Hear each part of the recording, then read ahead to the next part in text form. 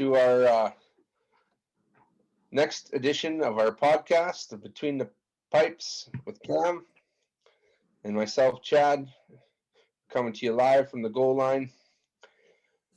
There is our topic tonight is Indigenous awareness, and we're gonna have a couple guests with us who are of that who are of Indigenous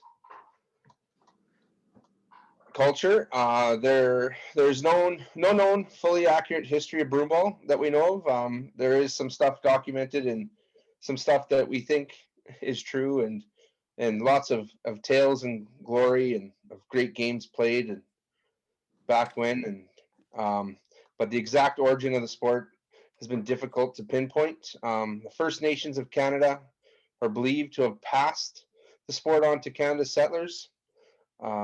And so to honor them as the potential creators of our great sport of broomball, and by acknowledging that the land on which we live in is traditional treaty or traditional territory of many First Nations groups, we have dedicated the whole podcast to the Indigenous people. That's right. They're a big part of the sport, and they've really helped to start it and grow it. So we've got two guests with us here today. I'm going to butcher these names completely. But first off, we've got Amanda Meapo Niposh, a member of the Cree First Nations in Waswanipi, Quebec, and has been playing broomball for 23 years. Also from Battleford, Saskatchewan, we have Sean Fachon, who is Métis and a goalie for the Salto Warriors. So we'll bring them to join us now.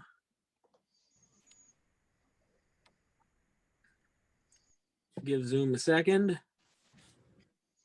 And there we go. There we go. They're back. Welcome.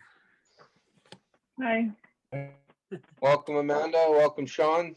Thank you so much for joining us this evening. And, thanks for having us. Yeah, our Indigenous podcast to celebrate the Indigenous peoples and the territory. So we'll get right to the meat and potatoes. The way this is going to work, we're going to ask you a couple of questions, and someone's going to start, and then the other one will follow up with the same question. So to make it fair, and ladies first, as always, we'll start with Amanda. So, okay. So, Amanda, how did you start playing broomball? And can you speak to how you got involved and your background in the sport, and if you're involved in it other than just playing? Well, I have no memory how I started playing, but I did ask my parents when I was around 16 or 17 years old, which was like 10 years ago. I asked them how I started playing, and they told me that I started playing around 4 years old. So I was really young, and I've been in love with the sport ever since. Right on. And do you do anything else? Are you involved any else in broomball besides just playing? Do you coach? Do you manage a team? Do you volunteer in some aspect? I recently made a second team for my community, so I'm giving other women a chance to play more broomball, because there's a lot of broomball athletes in my community, and it's not enough to it's too much to join the team. So all right, in that case, I made a second team. Well, that's fantastic. Oh, right on. That's fantastic. Yeah. That's right. Keep getting more players out, and hopefully we can get more teams involved and grow the sport, because that's what we're trying to do. Sean, yourself, how did you start playing broomball, and is there anything else that you do, or your background in it? And I was 15 years old, and I was living on Soda Reserve with Dennis Knight, who was a counselor and held the recreation portfolio at the time. And I was playing senior hockey in the Big Four hockey league for them. And he said, "Hey, why don't you come and play broomball on the junior team?" And I was like, "What's broomball?" So we had just had a hockey game, and he got us to come to the rink, because we were playing in Moosomin, which is neighboring. and we went into that rink, and I remember being a 15-year-old strapping on these shoes, and we were actually playing in the league, and we were playing the Soto men's team. And I remember, what do I do? And he's like, just go out there and hit that guy. And I was like, that guy? Like, that's a big guy. And he's like, just go hit him. And I mean, I was all of 5 feet. And so I got on the ice and I started running towards him. And I remember just being scared. And I just remember yelling like, ah. And he just looked at me. He put his head up. He kicked the ball into my feet. And he literally ran me over. And after that, it was like, yeah, I like this. Yeah, that's awesome. That's fantastic. Yeah, that's usually how most broomball players start. Is somebody asks them, "You want to come play broomball?" and they say, "Broomball, what's that?" Right? Yeah. Yeah. Have you got any other things that you do in your background? Volunteer for broomball? Anything you're trying to do to grow the sport? Well, I mean, I've been trying for a few years there, and I think a couple of years ago I had got a bunch of guys that had never really played before, and tried to put a team together. And I mean, we went to provincials. I mean, we didn't do very well, but I told some guys that I was gonna do this podcast, and I got a lot of guys that have never played before that are like, hey, I want to play. So maybe this coming year we'll see how it goes with these guys, if they're actually serious, and get them out on the ice. That'd be awesome. It'd be awesome to get another team, that's for sure. Yeah, hopefully this whole COVID thing, once it's over, people will be like, wow, I should get out more. They'll realize that staying in is boring, and they might want to get out and try something different. So hopefully we'll see an increase in players, but we can only hope once this is all behind us. But you guys, I know in my area, broomball's been around for a long time. My dad played, and he's actually the reason I got into it. But how long has broomball been played where you guys are from? Amanda, we'll start with you again. Is it something that your parents played? Is that how you guys got into it? Or does it go beyond that? Were your grandparents playing, or do you know how long it's been there? My father did talk about it a lot. And the farthest that I can remember he spoke about was probably in the 70s. Yeah, 70s. And he said that broomball was really popular at the time, and they would, back in my where my father is from, in a different community further north of James Bay, he said that they didn't have an arena, and they would make like an ice rink outside, and they would play with the women as well while they were using their hockey sticks. And they would like train the women to become better players. Wow. Yeah, I know I've heard from people out your way. I'm friends with a couple people out that way. That it's huge among the women. For the guys, it's not so big out that way, but women everywhere out your way. Pretty much everybody plays it that way. Am I right? Or yeah, it's just starting to get popular with the men up here. Well, that's good. I mean, it's a fun sport for the guys too. It's just different than hockey, so to get them to transition from that is probably difficult. But once I'm sure they see how fun it is for the girls there. So I mean, it's hopefully they switch over. I mean, I find it more fun, but I'm a little biased, I guess. Sean, how about you? How long you guys been playing out in your area? From the 70s? Or? It'd be back to the 70s too. Like we used to have a really big league here in North Battleford, like with surrounding communities like Mayfair, Whitcomb, Medstead. Like there was a ton of teams, and it was a really good league. And then there was some things that happened within the league, like the governing board and that, and teams just had enough of it, kind of thing. And unfortunately it fell apart. And then we had to start playing in the Saskatoon League, which is no longer. Unfortunate. Yeah, so I know some, like with Saskatoon, they had a league there too. I think the only league going in Saskatchewan right now is a men's league in Regina that's actually played out of Odessa, but I think there's only 3 teams left. That's it. And it's not, and I think Bruno's got something going on there with the senior team and their junior team, and possibly the Aberdeen junior boys team. But I mean, all in all, there's not. It used to be huge, right? Back in the Yeah. 70s, late 70s, early 80s, there used to be tournaments every weekend. I hear about the glory days Yeah. and everybody talking about how big broomball was, but that's when families had 8 or 9 kids and they all needed something to do. And Well, and that's just it. Like even now you talk to the older folks and they hear you talking about broomball and they're like, you guys still play that? Like, it's been around for a long time. yeah. So speaking about that, right? So we obviously know we got challenges trying to get people to come out and play. And I mean, obviously, I'm running into it myself, trying to recruit players and trying to get the sport out there. But what kind of challenges are you meeting, Sean, and like at Salto or in Battleford to try and get people to come out?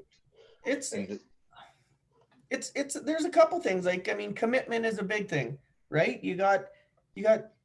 You're asking for guys to give up some time that they're spending with their family to come in, maybe an hour and a half, 2 hours kind of thing a week or a little more. And the commitment is really big because a lot of guys work out of town.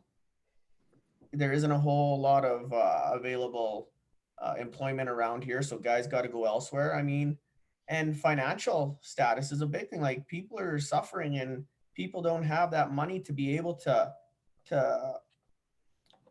waste on coming into town, or whatever. It's tough on people. It's tough on people everywhere, but that's probably the big things, like trying to get that commitment and just trying to be able to help guys alleviate the cost and, fundraising, stuff like that to help out. But then again, with that commitment issue, people can't always be there to help fundraise. So it's usually one or two doing it all.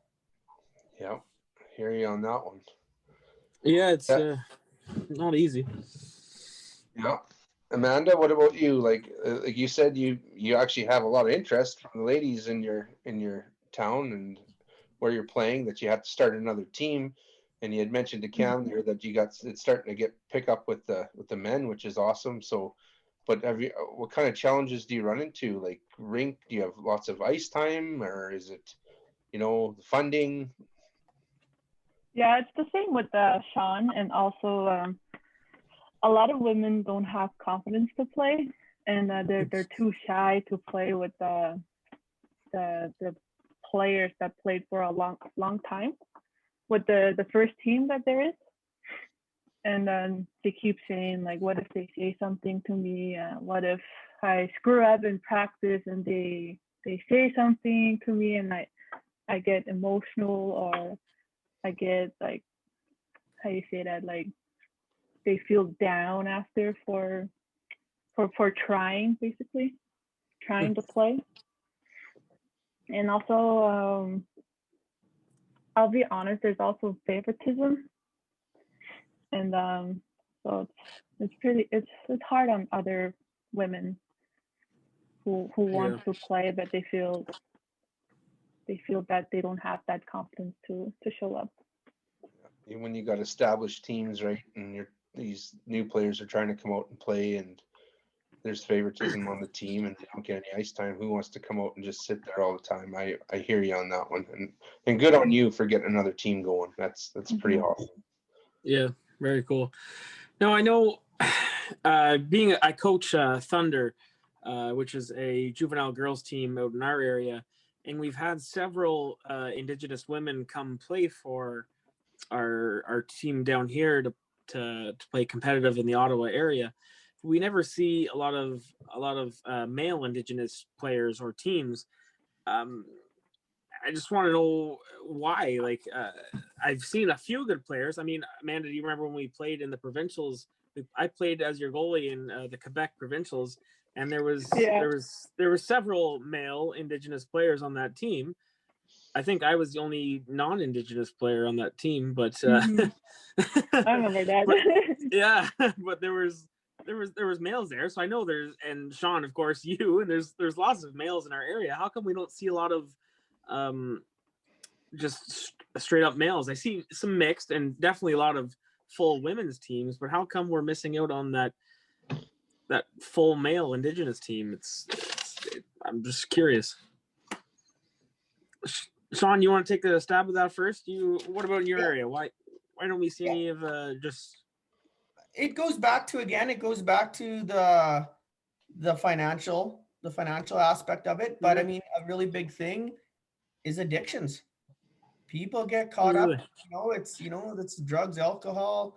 People get caught up in that lifestyle, and I've seen guys that were absolutely phenomenal hit absolute rock bottom, and that's taken a lot of the guys out, because it's if they're not suffering with addictions, they're dealing with like, I guess, a poverty status kind of thing. And again, if they are able to work, they're gone on the oil rigs or the pipelines, like they're not around. And it's just it's a mixture, like, it's a, I don't know, it's a mixture of those three, but addictions being a big one.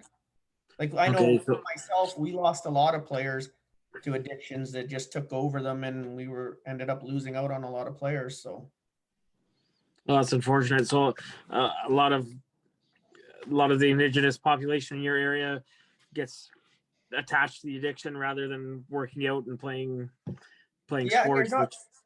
and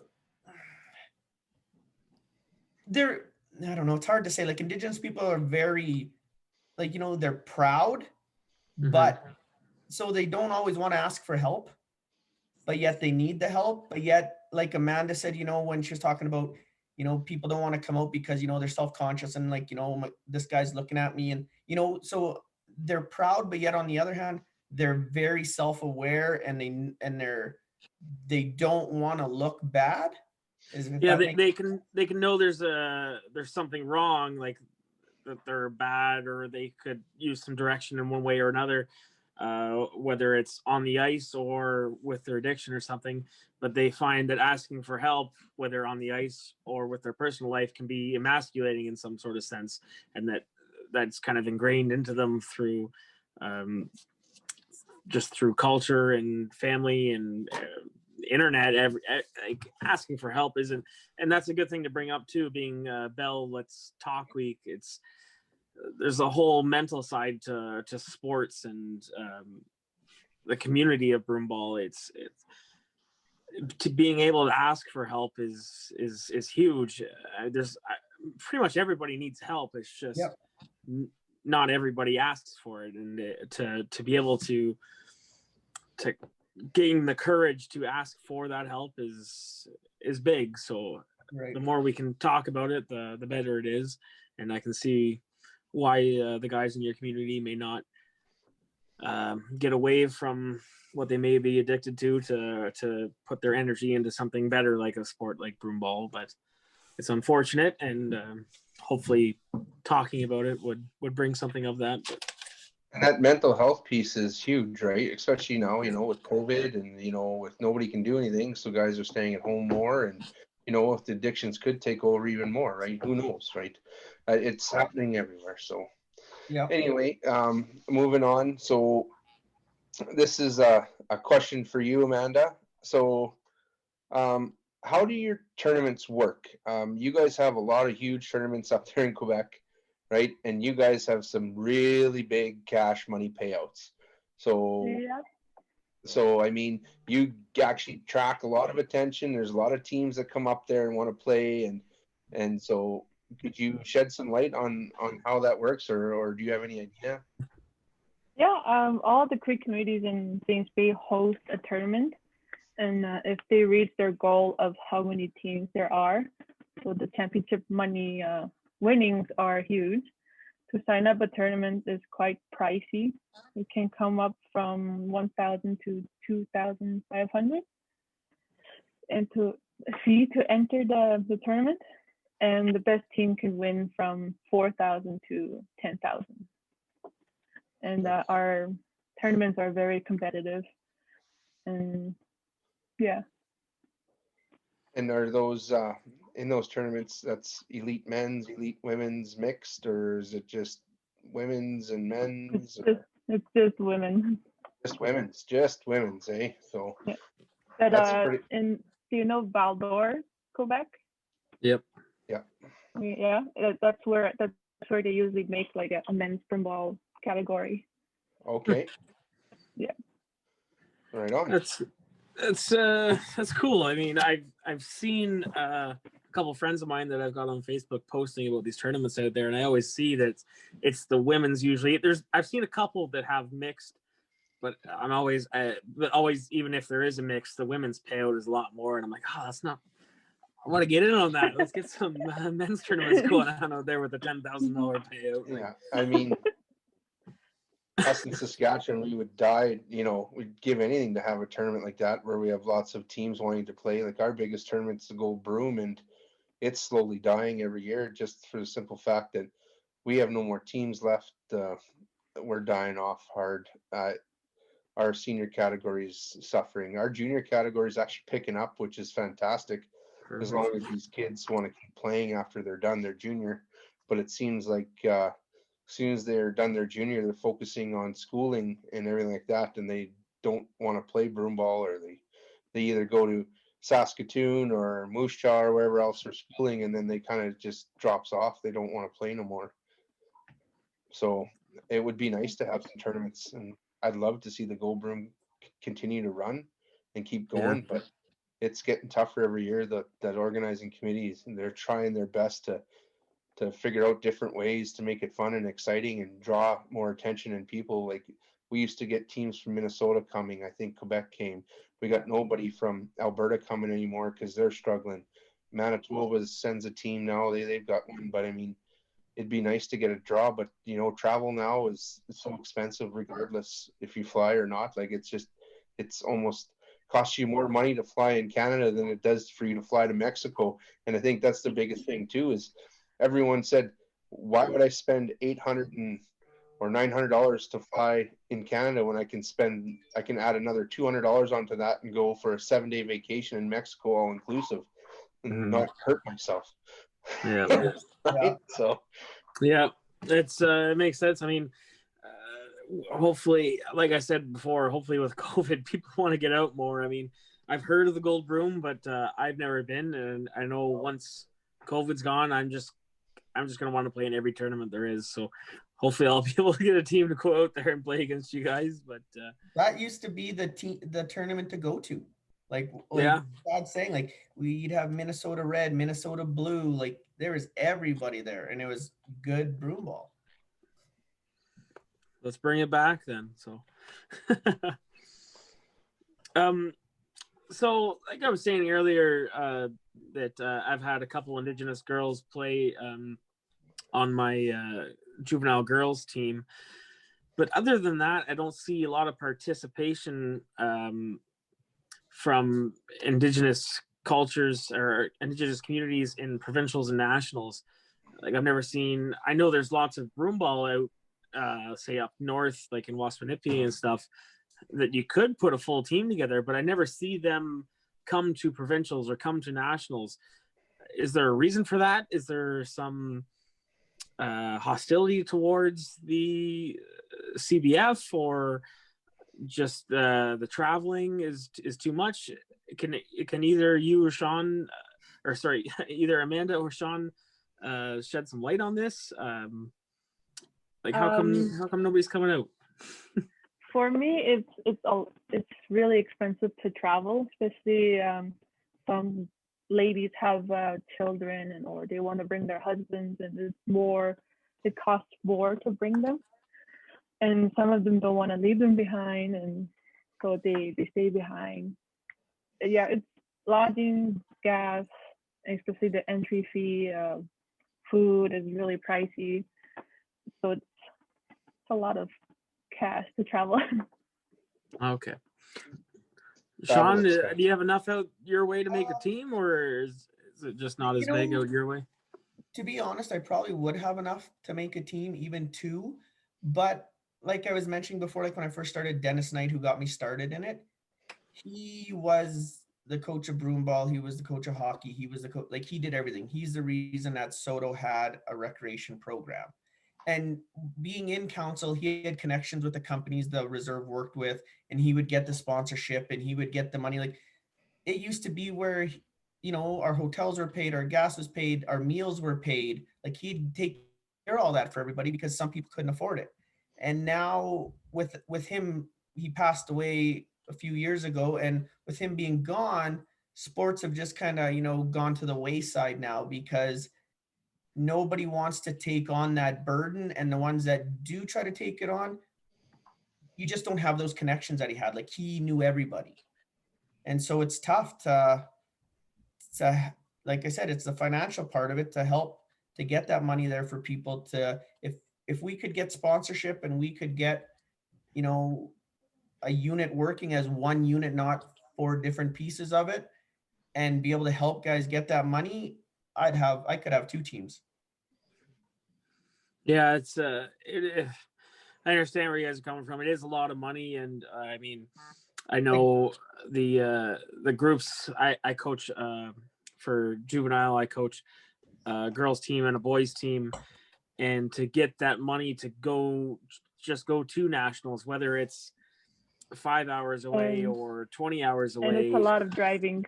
Yeah, it's like where was it last year was Rivière de Loup. It was like a 9-hour drive, and so that's all of your players got to take that time off of work or school. The coaches, like I myself as a coach, I had to take that week off of work, and I'm just volunteering. I'm taking that week off of work. I'm paying for a hotel for 5 days.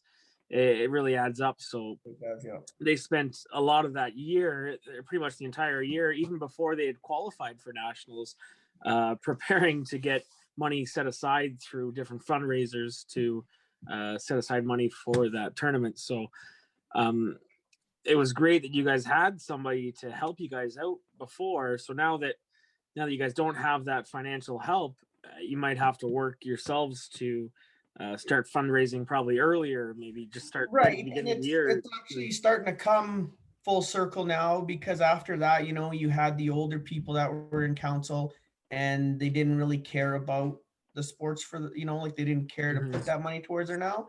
And now the council it's younger guys like my age, even younger, and they're involved in the sports and they've played the sport, or good. so they're actually starting to put money back into it, which is good, because hopefully now we can start to build again and hopefully get some teams out. Yeah, that'd be great. It's expensive no matter how you look at it, whether you're getting money from the government, from fundraising, personal lines. It costs money. It just sucks that it's not free, but the best way to do it is to start early, build money slowly, whether from different channels, and then it's not such a big burden once it's not just trying to collect all the money at once. So absolutely.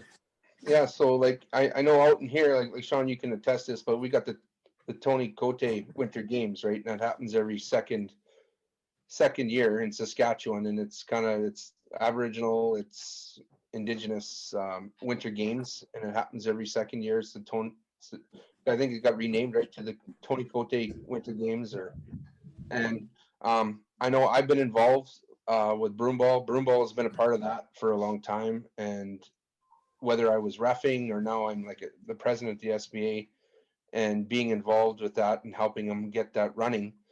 Well, I know when I first started, I was up in Onion Lake one year and then in Lloydminster. And with that, there was juvenile boys teams back then, a while back. And, that they had some funding from the band and things were going good that way. And they still do, I believe, for the Tony Cote Winter Games. And now we have, you basically just see, like Amanda said, it's ladies playing. You don't see boys like they're all focused on hockey or some other sport, or it's broomball isn't really one of them. But I mean, watching those games and reffing some of those games, there's some really talented broomball players in those games playing broomball.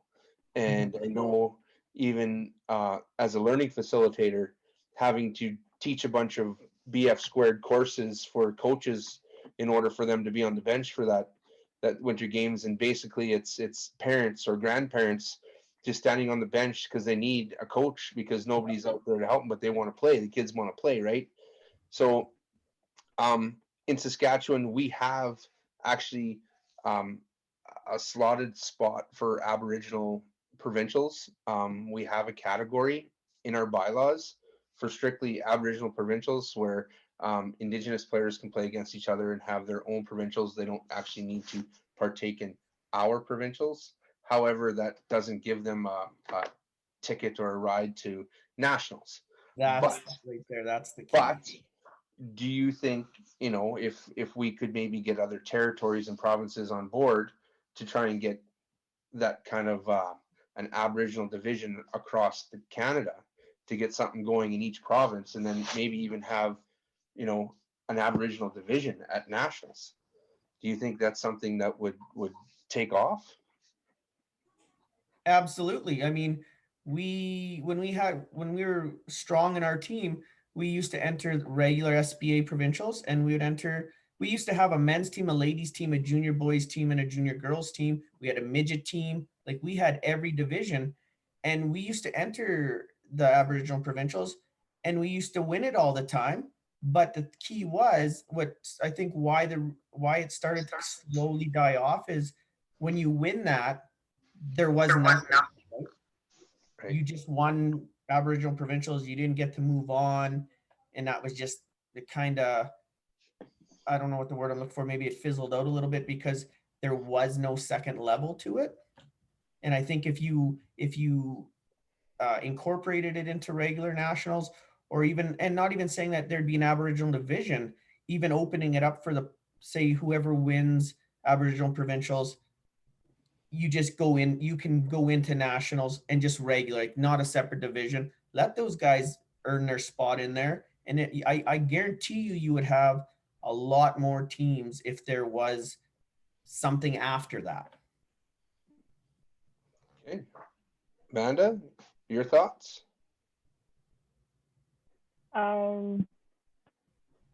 Yeah.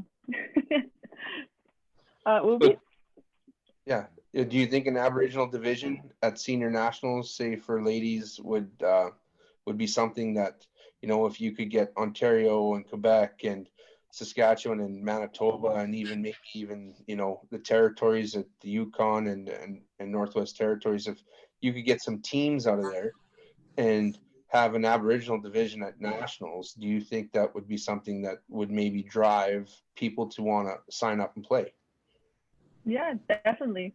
I heard a lot of ladies saying that I wish we could play against other teams, different teams, because in every tournament that we play, it's always the same team and same communities. Some people even said it's getting old. So it would be very great if that happened. Right, and I believe that's kind of what's happening here in Saskatchewan right now. Like, you've got maybe a total of 4 or 5 men's team that play each other, and it's the same team, same guys, year after year after year. Rivalries start, people just get mad at one another, and it gets ugly. It does, but Yeah, it's also still fun. I don't care. It's still fun. It's broomball. Well, like Amanda said, that they've got lots of teams out in their area, obviously enough to have a $10,000 payout at some tournaments, but the cost to go out to a national tournament that is, I'll say you're playing in Waswanipi and you have to go to a tournament in Saskatchewan or something, that's going to cost you some money. But if that team that won the $10,000 payout got a ticket to the nationals, then they'd be able to use that money to help them pay for that tournament. So if we could incorporate a way to make one of those tournaments with the large payout a tournament to qualify to the nationals, it'd be a win-win. I think that'd be a pretty cool thing. There's also when the broomball team wins big amount of money, they tend to either split it or donate it to the community or to the families that aren't in need. Oh, that's cool too. It depends. Yeah. So it usually that happens, or they get more like new jerseys or new coats for the winter, things like that. Very cool. I didn't know that. I don't know too much about Indigenous broomball. I just, like I said, I just know a couple people from out that way. Who do you guys both think is the best Indigenous player from your area? Sean, we'll start with you. Just the best, any position. You can pick yourself, Sean, if you want.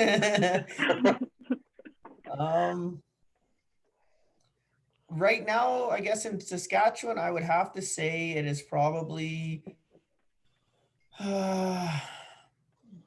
probably one of the young guys from up in La Ronge now. Like they got a lot of younger guys coming up in La Ronge and a lot of talent up there. Like there's the brothers up there, Elvis and Eddie. They're probably those guys. Like they've just got the drive right now, and I mean they got the skill. Elvis and Eddie, do you know their last names? I believe it's Sanderson. Okay. We'll keep an eye out for them when we come to the Yeah. Gold Room.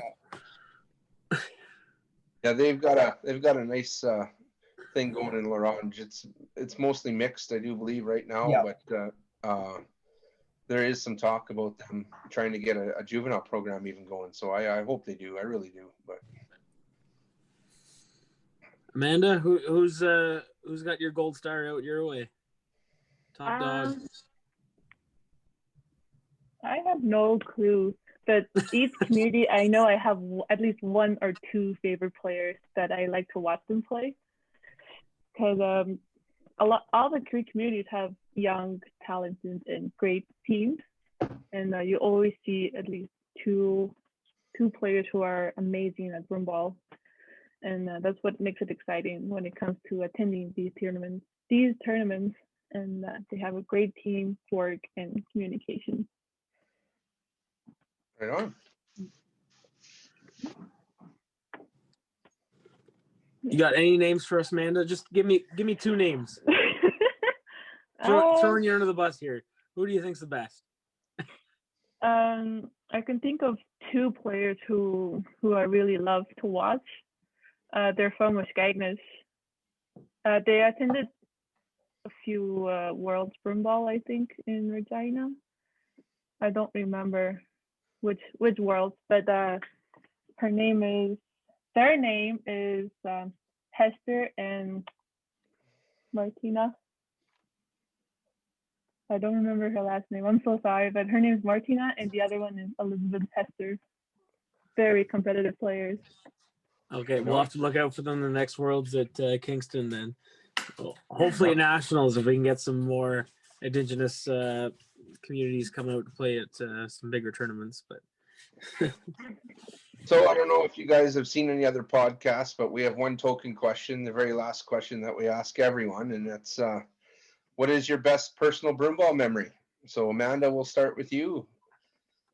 In the Cree community, or like your whole 23 years of playing broomball, what is your best memory ever? I have two actually. Okay, hey, that's fine. The first one would be in Japan, World Broomball. I played 16 games in 4 days. It was exhausting. That's a lot of games. That's Ironman, but that's Ironman broomball. I was a defenseman for the International Swans. It was a mixed team. Like one was from Japan, the other one Italy, France. We were pretty much all over the place. Oh, wow, and right on. yeah, I was also a goalie for a Coyotes, I think. From what's it? Alaska Coyotes. Was a fun experience. And the second one is when I went to France for the European Championships with a group of Quebec players, Ontario, and New Brunswick players. We didn't practice at all together, but once we started playing the tournament, we all got connected and played really good. And we went to the Class A finals. We got the silver. Wow, that's very cool. That's it sounds like you've been able to play a lot of broomball all around the world. I thought for sure your best memory was going to be playing with me, but no hard feelings. Sean, how about you?